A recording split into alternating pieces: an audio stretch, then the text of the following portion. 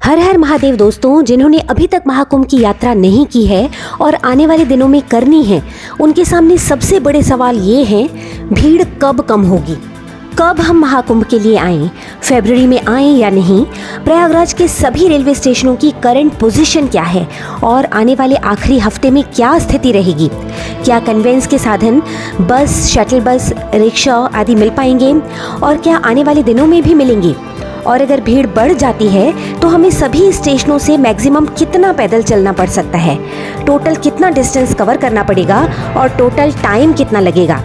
इस वक्त बोट की क्या स्थिति है और अब जो अंतिम स्नान शिवरात्रि के दिन का है, क्या उसमें भी बोट्स मिलेंगी, क्या नोज पॉइंट पर जाकर त्रिवेणी में स्नान का मौका मिलेगा, क्या बोट्स चल रही हैं और अगर हाँ तो बोट के लिए कहाँ जाना होगा। पहले तो भीड़ को देखकर रुक गए, पर अब बच्चों और बुजुर्गों को भी लाना चाहते हैं, तो कौन सा जरिया सबसे कंफर्टेबल, सबसे सुरक्षित, सबसे अच्छा रहेगा परिवार के साथ स्नान करने का। क्या अपनी गाड़ी से आएं या ट्रेन बस ही ठीक रहेगी, आगे कौन सी डेट्स पर भीड़ कम रहेगी। दोस्तों, हम अच्छे से समझ सकते हैं उन लोगों की छटपटाहट को जो तन मन से कुंभ जाना चाहते हैं, पर आए दिन कभी भीड़ और कभी टाइम की वजह से अपना प्रोग्राम टालते रहे, पर जिन्होंने सोचा था कि वे मिड फेब में जाकर स्नान कर लेंगे जब तक भीड़ छट जाएगी, ऐसा लगभग सभी ने सोचा था। तो अब आगे क्या करें, क्या सेफली यात्रा हो पाएगी, क्या महाकुंभ में स्नान का सपना पूरा हो पाएगा। पर लेटेस्ट न्यूज़ जो भीड़ के बारे में सुन रहे हैं, उससे फिर से डर और असमंजस की स्थिति बन गई है। मन बहुत है पर परिवार की सेफ्टी का ख्याल भी आता है। तो क्या महाकुंभ के अंतिम दिन तक हमारा स्नान हो भी पाएगा। तो दोस्तों, आपके इन सभी सवालों और दुविधाओं से जुड़ी इंपॉर्टेंट इन्फॉर्मेशन हम इस वीडियो में शेयर करने जा रहे हैं। स्वागत है आपका महाकुंभ के एक और इम्पॉर्टेंट वीडियो में और आप देख रहे हैं चैनल साइट्स एंड ईट्स। दोस्तों, 3 फरवरी बसंत पंचमी के बाद ऐसी उम्मीद जताई जा रही थी कि अंतिम अमृत स्नान है और उसके बाद धीरे धीरे भीड़ कम हो जाएगी और सबने ऐसा सोचा था कि हम भी भीड़ कम होने के बाद मिड फेब में जाकर आसानी से थोड़ी कम भीड़ में परिवार के साथ जाकर स्नान कर लेंगे। पर अब दुविधा ये हो गई है कि ये विचार एक साथ करोड़ों लोगों के मन में आया और भीड़ कम होने के बाद बसंत पंचमी और माघ पूर्णिमा के बीच में भीड़ शायद कम रहेगी, हम स्नान करके सुरक्षित वापस आ जाएंगे, इसलिए सब लोग एक साथ इन्हीं दिनों में पहुंच गए और भीड़ जो सब सोच रहे थे कम हो जाएगी, अचानक से बहुत ज़्यादा बढ़ गई। और यही कारण है कि वापस से रिस्ट्रिक्शंस लगा दिए गए हैं। जो बाहर शहर से अपनी गाड़ियां लेकर आ रहे थे, उनकी गाड़ियों को प्रयागराज से बाहर ही रुकवा दिया गया। तो हाँ दोस्तों, भीड़ तो है और बहुत ज़्यादा है।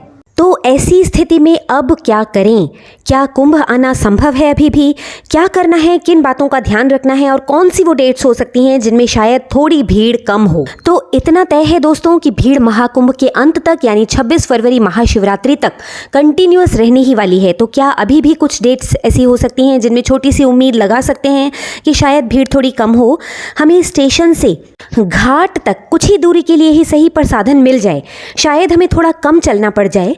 तो यह बता दूं कि महाशिवरात्रि 26 फरवरी को है, तो रेस्ट्रिक्शंस 24 फरवरी से स्टार्ट हो जाएंगे और बीते हुए स्नान माघी पूर्णिमा का रेस्ट्रिक्शन 14 फरवरी तक था।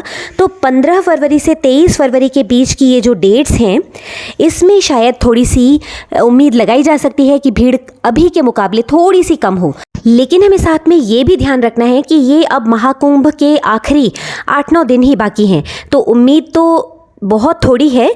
तो हमें मेंटली और फिजिकली भीड़ और चैलेंजेस के लिए बिल्कुल तैयार होकर ही महाकुंभ में आना है। अब दूसरा सवाल है कि जब इतनी भीड़ है तो कौन सा साधन सबसे सुरक्षित होगा महाकुंभ में आने के लिए, बस से, कार से, ट्रेन से, फ्लाइट से।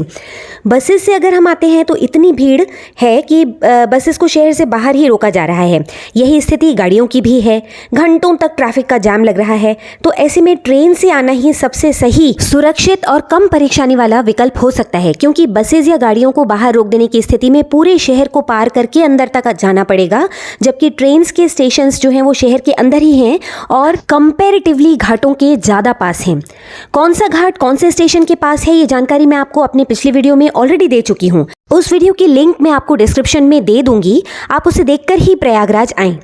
पर जो व्यूअर्स मेरे इस वीडियो के जरिए पहली बार मेरे इस चैनल पर आए हैं, तो उन्हें मैं शॉर्ट में सारे स्टेशंस, घाटों से उनका डिस्टेंस और वॉकिंग डिस्टेंस कितना लगेगा इसके बारे में जल्दी से क्विकली बता देती हूँ। पहला है प्रयागराज जंक्शन। यदि वाया काली मार्ग चलकर आएं तो संगम तक का टोटल डिस्टेंस है 9 किलोमीटर, जिसे 1.5 से पौने 2 घंटे में कवर किया जा सकता है। दूसरा है रामबाग स्टेशन, जहां से 2.5 किलोमीटर है परेड ग्राउंड सेक्टर 1 में, प्लस 3 किलोमीटर मेला क्षेत्र में, यानी टोटल 5.5 किलोमीटर पैदल चलना पड़ेगा संगम तक, जिसे 1 घंटे में कवर कर सकते हैं। उसके बाद है प्रयाग जंक्शन। वहां से IERT होते हुए अगर पैदल चलकर आते हैं तो 4-4.5 किलोमीटर के वॉक में जो नियरेस्ट घाट है वहां पर पहुंच जाएंगे सेक्टर 7 में। लेकिन यदि स्नान संगम पर ही जाकर करना है तो डिस्टेंस बढ़कर 9 से 10 किलोमीटर हो जाएगा। फिर है प्रयागराज संगम रेलवे स्टेशन, जो मेला क्षेत्र के सबसे नज़दीक है, लेकिन ये बंद रहता है जब ज़्यादा भीड़ होती है या विशेष स्नान पर, तो यहाँ पर आने वाली ट्रेन्स अगले स्टेशन पर जाकर रुकती हैं।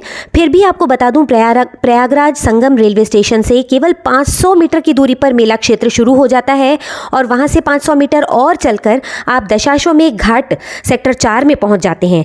और अगर त्रिवेणी संगम पर ही जाना है तो बस ज़्यादा से ज़्यादा 2 से 2.5 किलोमीटर का ही वॉक है।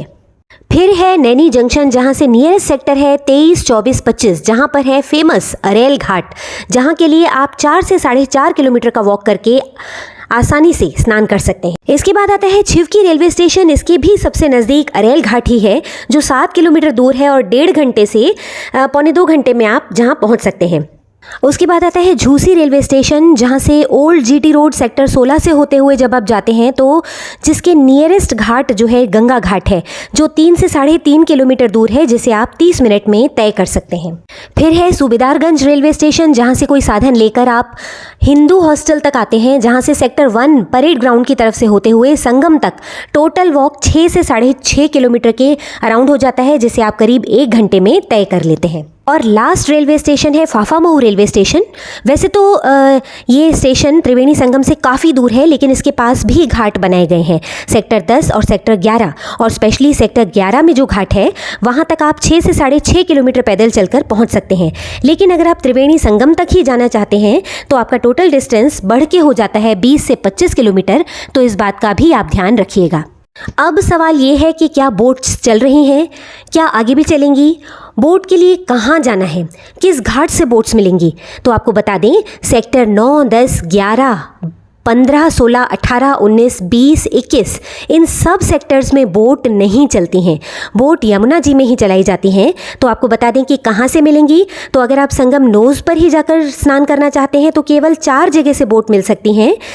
पहला है अरेल घाट सेक्टर 23 में, दूसरा है बोट क्लब जो बैराना चौराहे से होते हुए न्यू ब्रिज के पास है, तीसरा है सरस्वती घाट, और चौथा किला घाट जो सेक्टर 3 में है अक्षय वट मंदिर के बिल्कुल पास।